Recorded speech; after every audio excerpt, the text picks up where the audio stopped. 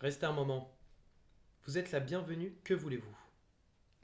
C'est en triste solliciteuse que je m'adresse à votre seigneurie. Votre seigneurie daignerait-elle m'entendre? Soit, quelle est votre requête? Il est un vice qu'entre tout ce j'abhorre et désire voir tomber sous le coup de la justice, pour lequel je n'intercéderais pas si je n'avais pas à le faire, pour lequel je n'aurais pas à intercéder si chez moi la bienveillance ne combattait pas la répugnance. Eh bien, au fait, J'ai un frère qui est condamné à mort. Je vous en conjure que condamné soit le crime et non mon frère. condamner le crime et non l'auteur du crime? Mais tout crime est condamné avant même d'être commis. Ma fonction serait réduite au néant si je flétrissais les crimes que répriment nos codes en laissant libres leurs auteurs. Oh juste, mais rigoureuse loi. J'ai donc eu un frère. Le ciel garde votre honneur. Faut-il donc qu'il meure? Jeune fille, pas de remède. Si fait. Mais ne pourriez-vous le faire sans que votre merci affligeât le ciel ni les hommes? Je ne le veux pas. Mais ne pourriez-vous le faire, si vous vouliez? Sachez-le, ce que je ne veux pas, je ne le puis pas. Mais ne pouvez-vous le faire sans faire tort au monde si votre cœur ressentait pour lui la même pitié que le mien? Il est jugé, c'est trop tard. Trop tard? Mais non. Moi, si je dis une parole, je puis la retracer.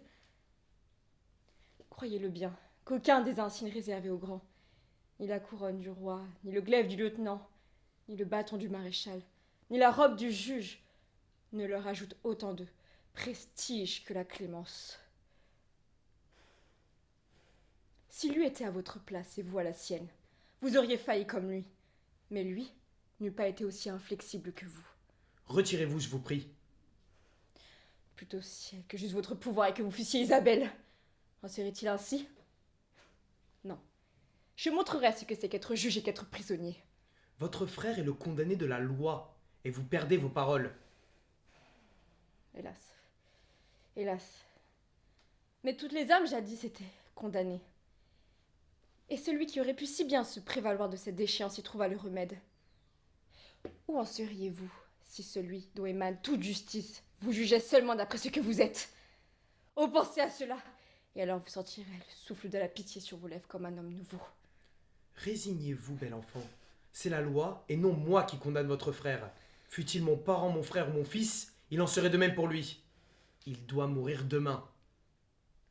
Demain? Si brusquement. Épargnez-le. Épargnez-le.